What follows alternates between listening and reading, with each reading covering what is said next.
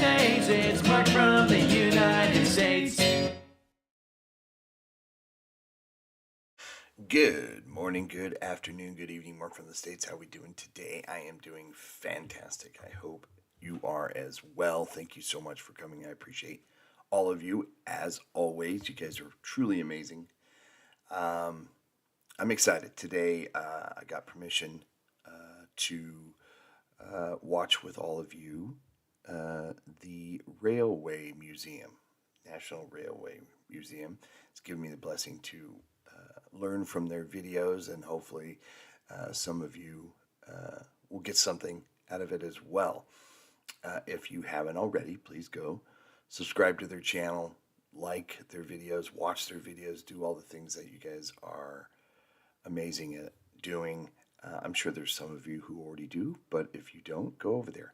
Link will be in the description, of course, to this video and to the channel itself. So I encourage you, if you like trains, which, you know, honestly, I didn't think I really had any sort of feelings towards trains before we started our channel together. But a lot of history that goes with your train system, the National Train Museum, of course, and just everything that kind of how the country was built with the help of your railways. So I'm always interested into learning about the historical advantages or disadvantages, or just the landmark discoveries and of technology and all that wonderful stuff. And so I'm blessed that the National Railway Museum has allowed me to watch their videos and learn from them. So please come sit on this big fake couch. Let's get in. Today's video is this World War II designed loco, since we have D-Day coming up, the ultimate tank engine. So sit right back. Let's take a look and learn something today. Let's do it. Hello and welcome to Curator with a Camera. I'm Anthony Cools, Senior Curator at the National Railway Museum, and today we're at Locomotion in Shildon to look at the Hunslet austerity locomotive Juno. Juno.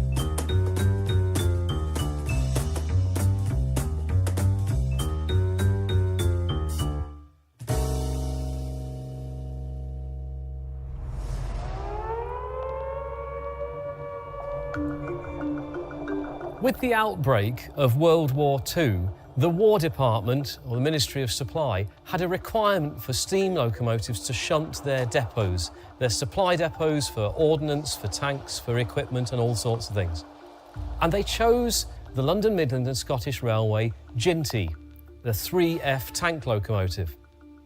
However, they were persuaded that this locomotive wasn't really suitable and that they would be better developing a locomotive designed for those specific needs. And the result of that was what is now known as the Hunslet Austerity saddle tank. It's so called austerity because it was made during austerity measures, so the idea was to build it cheaply, to build it simply, and to build as many as were practically possible.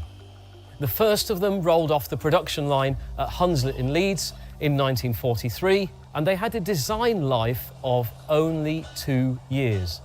They were meant to pull 1,000 tons on a level track and basically were regarded as consumable pieces of kit. These engines were used in the UK at military destinations, at military depots, supply bases, and also after D-Day, a number crossed the English Channel and were used on the continent, certainly in France, the Netherlands, Belgium, even Tunisia, North Africa. These engines were seen all over in the theatre of war and what happened thereafter. And by the end of the war, well over 370 had been made. Now, the design was so versatile that the Ministry of Supply, the War Department, actually asked for more, and they had another 12 austerities constructed for them during the 1950s. And Juno here is one of the final batch of 4 that were made. So why were they so long-lived when they should have only had a design life of 2 years? let's have a look at what makes an austerity tick. Before we get into that, just that comment is, how did they last so long? I mean, they were just built for this one really kind of one purpose, to move these materials. They were kind of built cheaply enough to where they can produce many of them, and they end up, and simply, right, and quickly. And you see this throughout history with certain things. It's not a common thing, but they in turn take all that information and design something that far exceeds their imagination of longevity and durability and just the need. There's a few, you'll have to let me know what other pieces of kit, I guess, seems to just outlast, but you'll see it in the aircraft industry. I mean, here, see, I guess what I'm thinking off the top of my head is maybe the Harrier. Now, granted, you don't use the Harrier, but the Harrier built so long ago, still in service, at least with the United States is using it. I know its time is coming to an end, but it is, of course, led to the design and construction of other aircraft that have the similar capabilities. But it's just amazing seeing something, especially, of course, the Harrier was not a basic, easy thing, so I guess that really wouldn't be a great example. But just something built out of need that ends up just being such a workhorse, and they end up wanting more, apparently. So just incredible. Of course, you're going to put it in a beauty pageant.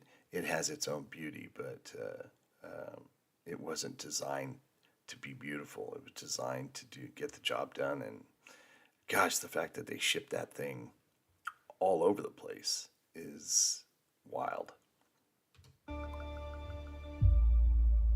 Looking at it from a distance, there's a lot of engine in a small space. Mm-hmm. It is the classic steam tank engine, and some might say it's the ultimate steam tank engine. It's a saddle tank locomotive. The saddle tank here, which extends over the top of the boiler and the smoke box, carries water, but most importantly for our point of view, allows us to access in between the frames to the slide bars, the connecting rods, and the crank axle. You'll see that it's all welded construction, dead easy, no rivets to get in the way. And it's an inside cylinder locomotive, so there are no cylinders on the outside. The wheels are coupled together with a coupling rod, but the connecting rods from the cylinders to the crank axle are there in between the frames. So twofold, you can get at it, you can access the motion to oil it and maintain it from this running board, from the running plate, without a side tank getting in the way. But also, if you're operating on rough track, then there's nothing on the outside in the form of valve gear and motion to get caught, stuck, clouted, or damaged by anything that's obstructing the rails. And Juno itself was built in 1958 for Stewarts and Lloyds. Stewarts and Lloyds were an East Midlands steel company making tubes, and they had an iron ore mining branch that worked across Lincolnshire into Rutland and across the Midlands. Now, working in an ironstone quarry, there's a lot of dust around, so you don't really want that getting into the working parts. So we don't want to have lots of dust going between the wheel tyres and the brake blocks, because it'll do two things. It'll wear away, it becomes a grinding paste, and therefore it will wear away the tyre and it will wear away the brake block much faster than is otherwise anticipated. So this engine, very unusually for an industrial saddle tank locomotive, has wheel washers. So there's a pipe comes out of the bottom of the saddle tank there, actuated by that lever from the cab, and the pipe runs along the footplate, disappears through a hole. Where does it go? Comes out just there underneath the loco onto the tyre. Simple. You can see there's the pipe. And what that purely and simply does is dribble water down onto the tyre and cleans any dust and muck away from the engine so that it's not wearing down the tyres and it's able to keep the wheels clear. Now here's a little feature on the side of the engine that I really rather like. This locomotive began life for Stewarts and Lloyds, and it worked for them for 10 years. So it didn't really do very much. In terms of museum originality, this is about as good as it gets, apart from the paint. Nothing on this engine has been replaced during its preservation history. It's on loan to us from the Isle of Wight Steam Railway, who fully recognise that original nature of this engine. When it came to us, we asked the Isle of Wight's permission to begin to clean it up, and we found underneath this very strange Kermit green here, we found the original lettering, Stewarts and Lloyds Minerals Limited, and that's the locomotive's plant number, 1654/247. It's not really very useful if you're a train spotter trying to take its number, but if you're in the offices at Stewarts and Lloyds and this thing needs a spare part, that's its reference number. So we were able to keep this and stabilise it. We've protected it with a layer of varnish over the top of it. We really rather hoped we could take the whole locomotive back to this original Stewarts and Lloyds green using modern techniques of conservation. Unfortunately, the rest of the paint wasn't in as good order as this, so the team here at Locomotion gave the locomotive a matched coat of Stewarts and Lloyds green. So all of this is repainted green, apart from this patch here, and this says to me, this is this engine's working life, its working history. But what else on the Hunslet Austerity on the outside?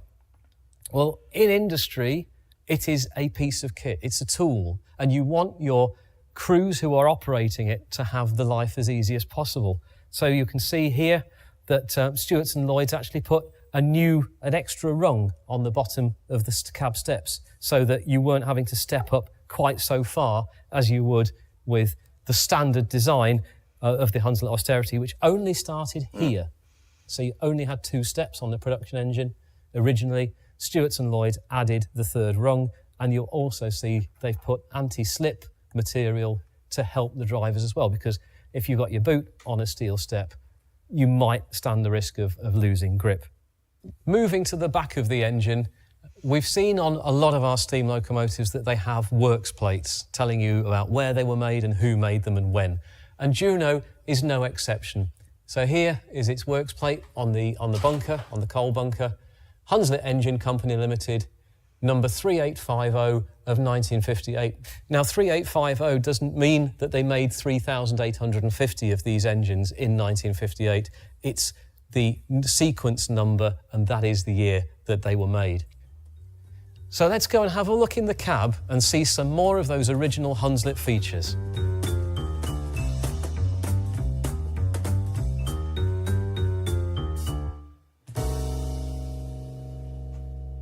The engine is pretty much as it came out of service. It did a few years working at the Buckinghamshire Railway Centre at Quainton Road, but in essence it is as it left industry. It hasn't had 40 years of modifications and repairs. So you can see it's got that slightly lived-in look. I think they call it a patina, don't they, in the antique business. Yes. But it is rather lovely because it gives us a snapshot of what a steam locomotive in daily service would have been like. Yes, there might have been a bit more polish on some of the handles and a bit of bright work, but in terms of the fact that this is not cleaned up, this is pretty much as it would have been. So what have we got in the cab? Well, there is the lever reverser for the loco, for forward and reverse. If you've seen some of the Curator with the cameras, you'll see sometimes there are engines that have a screw reverse, but this is a standard simple shunting engine. So it's grab hold of the lever, lift the catch and push it forward to go forwards and backwards to go backwards, and that sets the valves in between the frames in the direction of travel. Other controls on the boiler backhead include the steam valve for the injectors. The injectors themselves are mounted underneath the cab, but these are the clack valves which help the delivery of water into the boiler as well as the steam coming out to control those injectors. So they are the method of getting the boiler water fed from the saddle tank over the top of the loco boiler into the boiler itself against steam pressure. That is duplicated on the other side. It's always good to have two methods of getting water into the boiler, because if one fails, then you've got a fail-safe and you're never going to get yourself into trouble.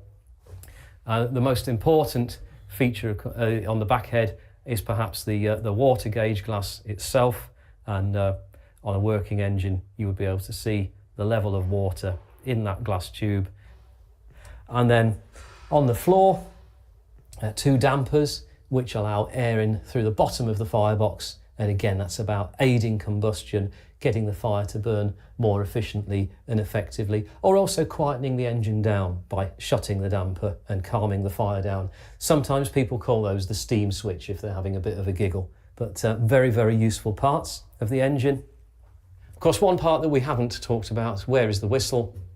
And on this engine, it's not really a case of any fancy cord or chain or lever. It is quite simply this bit of forged and welded bar, and that, simple as that. You're driving along the track in the quarry and you want to blow the whistle, just push that up and it just makes a noise, because it's not but a piece of kit, as some people would say. And our final pieces on the footplate of equipment are the handbrake, with the handbrake stanchion going down there, and then across the back of the cab, fire irons, and usually 3 of them, a poker for raking the fire through along the fire bars, a clinker poker or a dart for breaking up bits of clinker across the fire bed and the fire grate, and then an ash rake for raking ash from underneath and the ash pan. So really helpful bits and pieces. Rear windows that are also hinged and operate so you can get ventilation through, and a cab rear hatch which opens up and enables you to get through into the coal space, and also a lamp bracket there if you needed to take the lamp in or out. So a very simple machine, built in difficult and constrained times, designed to operate only for 2 years and then be thrown away like any other piece of plant. In reality, some of these engines lasted for over 40 years, a design life exceeded by a magnificent percentage. The Hunslet Austerity, therefore, is a great example of how the steam locomotive has endured. Engines of this type were in operation right until the mid to late 1980s. On private sidings in collieries, the Austerity was still doing the job it was built for. Absolutely amazing. Thank you for joining us for Curator with a Camera today, looking at the Hunslet Austerity locomotive. If you've enjoyed today's film, why not like and subscribe so you don't miss out on future episodes of Curator with a Camera. That was very good. That was really good. Please go support the Railway Museum. The links will be in the description to the channel and to this video, and go physically support the Railway Museum if you haven't already. I know there are some of you on our channel that love the trains, and like I mentioned at the beginning, can't say I'm a huge train buff and aficionado enthusiast, but I wasn't at all before I started our channel.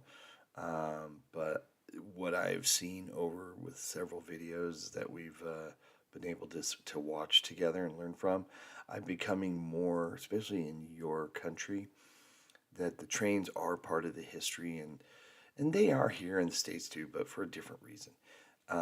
Here they were so integral to all the things that are going on, all the wars and the industry, and just the development of the country, and just so it's remarkable the role that they play and the history that they provide. So this one in particular, created in World War II to help move material to places, on the battlefield. The fact that it was in Tunisia, that's crazy. Designed as just kind of a disposable workhorse to get it done. Only 2 years, they thought, before you just throw it away. They end up lasting 40, 50 years, and then, they even asked to build more of them. This thing could probably still be used, and maybe, I doubt they brought it back from some of these faraway places. Who knows? Who knows what those that were left there, what kind of life they had. Pretty remarkable, though. The one I guess, we're looking at was built in the 50s, but so it was hardly used. But just wild. Going inside there, seeing, I of course have no clue what it takes to pilot a train, I guess is how you'd say it. But it does it just looks pretty simple inside that, to be able to control it. I don't know. What do you think? I think I could probably learn. Pretty wild, though. Pretty remarkable. So please go support the Railway Museum. It's important that you do so. Thanks for coming and hanging out with me, learning something today. We will do more train history, of course. So I hope everybody's happy, healthy, and safe. Please have a great day, and we'll see you in the next one. Take care. Bye. Mark from the States, Mark from the States, it's Mark, and he's from